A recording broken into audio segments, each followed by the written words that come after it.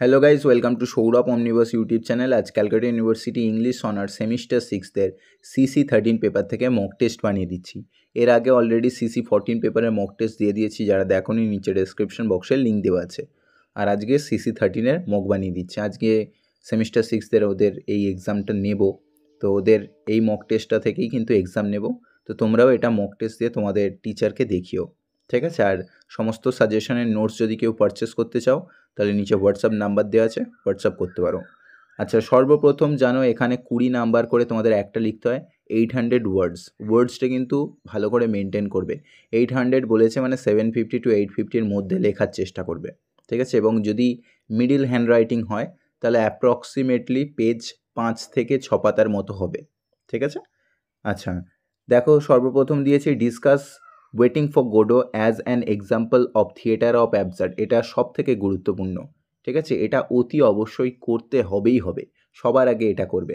2-এর দিয়েছি write a note on the theme of waiting in brackets waiting for Godot.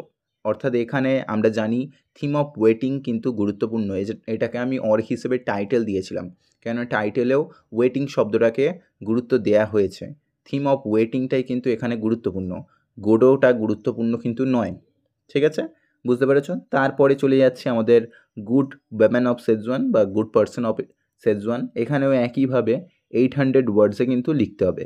এবং এখানেও দেখতে পাচ্ছ 1 নম্বর দিয়েছি examine brackets the good woman of Setzuan as an example of epic theatre.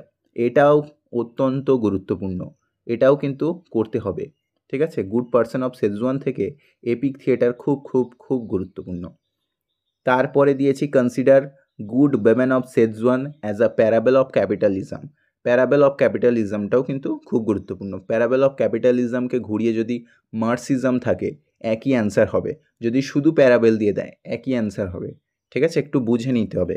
আর সাজেশনও দিয়েছি, সাজেশনটা অতি অবশ্যই চেক আউট করে নিও, ডেসক্রিপশন বক্সে আমি লিঙ্ক দিয়ে রাখবো ওখানে, ঠিক আছে? আর মক টেস্টটা পরীক্ষা দেবে, নিজেদের টিচারকে খাতা চেক আউট করিয়ে নিও। আচ্ছা, তারপরে আমাদের ডলস হাউস আছে হেনরি কিপসনের। ডলস হাউস আর ঘোস্ট আছে, আমি ডলস হাউস থেকে করিয়েছি, তো ডলস হাউস থেকেই আমি কোশ্চেন দিয়েছি। 1 নম্বর দিয়েছি write the appropriateness of the title a doll's house. আর 2-এর দিয়েছি describe the character of Nora Helmer, নোরার ক্যারেক্টার, ঠিক আছে? এই দুটো হচ্ছে ডলস হাউস থেকে। ঘোস্ট থেকে দিইনি, আমার ব্যাচে পরীক্ষা নিইনি বলে আলাদা করে আর কোশ্চেন বানানোও হয়নি।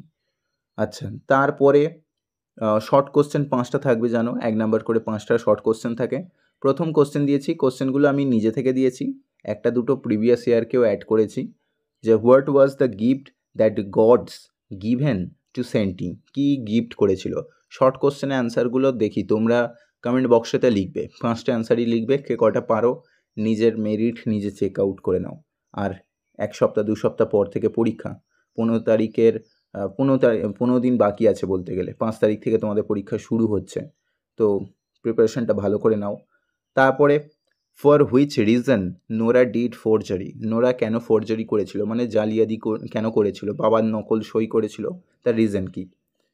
3-এর কোশ্চেনটা দিয়েছি which food did Vladimir gave to Estragon in act 1। অতি অবশ্যই মাথায় রাখবে অ্যাক্ট 1 বলা হয়েছে, তোমাদের অ্যাক্ট 2ও দিতে পারে। অ্যাক্ট 1-এ কী দিয়েছিল, অ্যাক্ট 2-তে কী দিয়েছিল, কমেন্ট বক্সে লিখবে। 4-এর কোশ্চেনটা দিয়েছি write any one compliments that Torvald gave to Nora. যে কোনো একটা কমপ্লিমেন্ট লিখতে বলেছে যেটা নোরাকে বলতো, টোরবাল্ড অ্যাকচুয়ালি অ্যাড্রেস করতো। আর লাস্ট কোশ্চেন দিয়েছি what was the relation between Lucky and Pozzo, Lucky পোজ্জোর মধ্যে সম্পর্কটা কীরকম ছিল সেটাকে মেনশন করতে বলেছে, ঠিক আছে? আশা করি বুঝতে পেরেছ। এই হচ্ছে ওভারঅল কোশ্চেন। এই কোশ্চেনগুলো পরীক্ষা দাও, পরীক্ষা দিয়ে নিজেদের টিউটরকে দেখিয়ে নাও কীরকম নাম্বার পাচ্ছ সেটা জানিও। আর এক্সাম হয়ে গেলে এসে একটা ফিডব্যাক দিয়ে যাও, কেমন পরীক্ষা হচ্ছে বা কেমন কোশ্চেন কমন এলো না এলো সেটা একবার জানিয়ে যাও।